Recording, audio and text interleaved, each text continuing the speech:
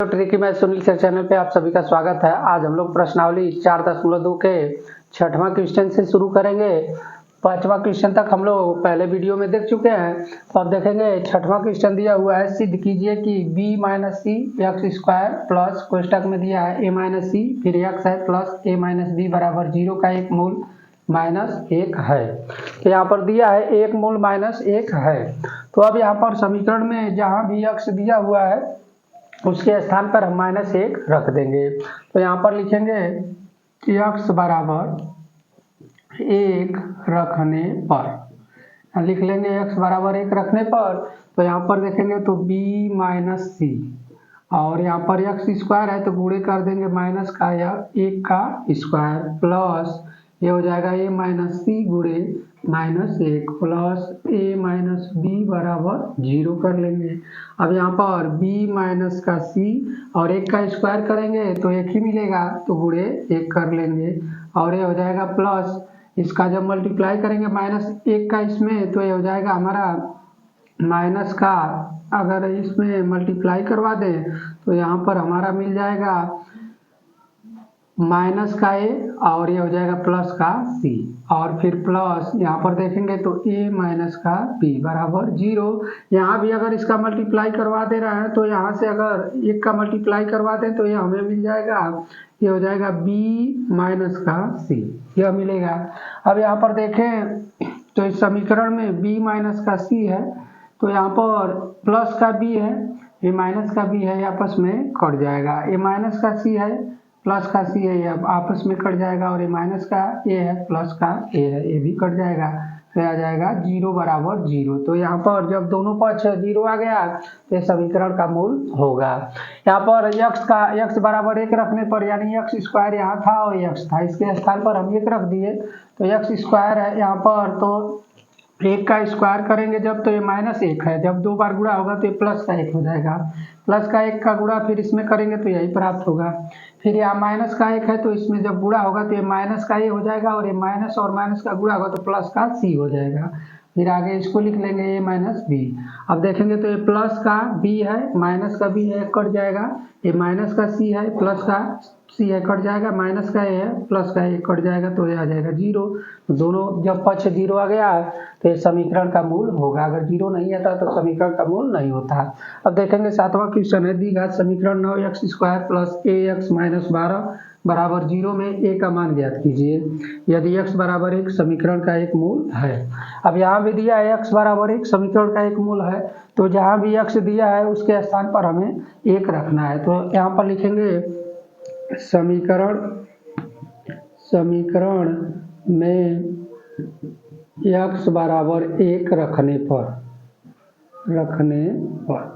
अब यहाँ पर देखेंगे तो 9 गुणे 1 का स्क्वायर कर देंगे प्लस a गुणे 1 कर देंगे और माइनस का 12 बराबर कर देंगे 0। अब यहाँ पर 1 का स्क्वायर करेंगे तो 1 ही आएगा और 9 और 1 का गुणा करेंगे तो 9 मिलेगा, प्लस a और 1 का गुणा करेंगे तो a माइनस 12 बराबर 0। अब यहाँ प्लस का 9 है माइनस का 12 है, घटाएंगे तो ये मिलेगा a माइनस का 3 बराबर 0।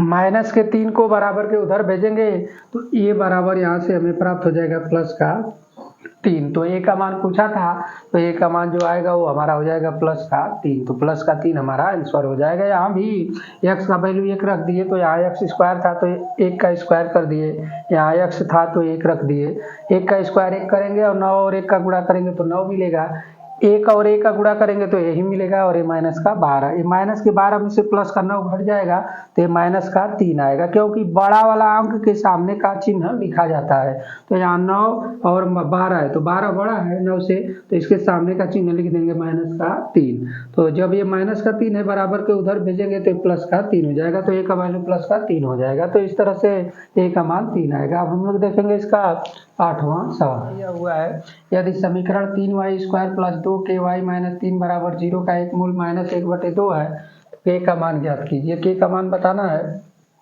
तो यहाँ पर हम लिखेंगे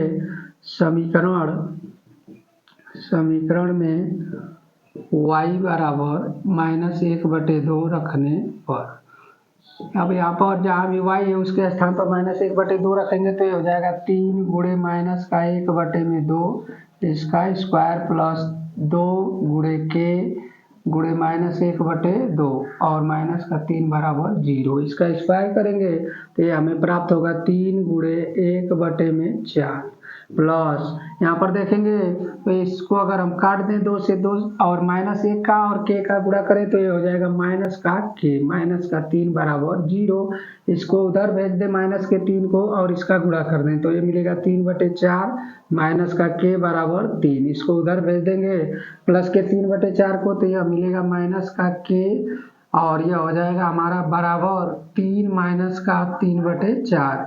अब ये माइनस का के बराबर इसका गुणा करेंगे 4×3 12 माइनस 3/4। अब 12 में से 3 घटा देंगे तो यहाँ मिलेगा हमारा माइनस का के बराबर 9/4 और यह माइनस के का मान नहीं तो यहाँ पर के बराबर कर लेंगे माइनस का 9/4 तो के का वैल्यू माइनस का 9/4 आ जाएगा। तो के का मान पूछा था हमसे, के का मान क्या होगा तो यहाँ पर देखें तो के का मान माइनस का 9/4 आएगा जो कि हमारा आंसर हो जाएगा। अब देखेंगे 9वां सवाल है यदि समीकरण 3y² - 2my + 2m = 0 का एक मूल 2 है तो m का मान ज्ञात कीजिए। 9वां सवाल भी 8वें जैसा ही है तो यहाँ पर हम लिख लेंगे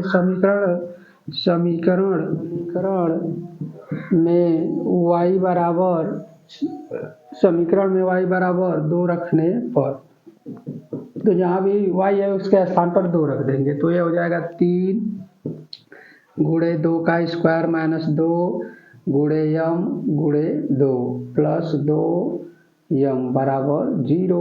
अब यह 3 गुणे 2 का स्क्वायर करेंगे तो 4 माइनस इसका गुणा करेंगे तो 4m प्लस का 2m बराबर 0। अब इसका गुणा करेंगे तो 12 और यहाँ माइनस का 4m है प्लस का 2m है घटेगा तो हो जाएगा माइनस का 2m बराबर 0।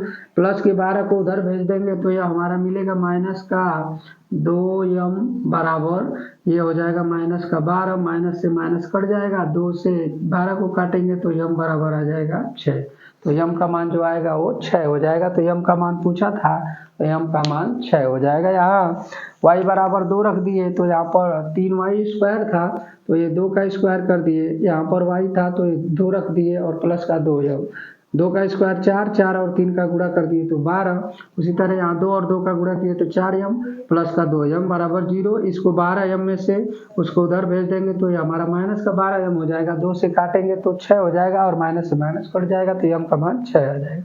अब हम लोग देखेंगे इस प्रश्नावली का 10वां सवाल। समीकरण x² - 3mx + 9n बराबर 0 के दो मूल 6 और 12 है तो m और n के मान क्या होंगे। m और n का मान बताना है तो सबसे पहले यहाँ पर हम देखेंगे तो 2 मूल दिया हुआ है तो यहाँ पर लिखेंगे समीकरण में पहला x बराबर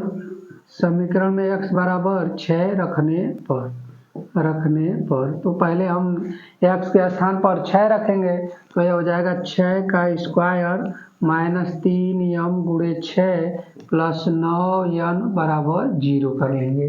अब यहाँ पर 6 का स्क्वायर करेंगे 36 माइनस इसका गुणा करेंगे तो 18m और प्लस 9n बराबर 0 कर लेंगे। इसको मान लेंगे समीकरण 1 तो ये हो जाएगा हमारा समीकरण 1 मान लेंगे इसको।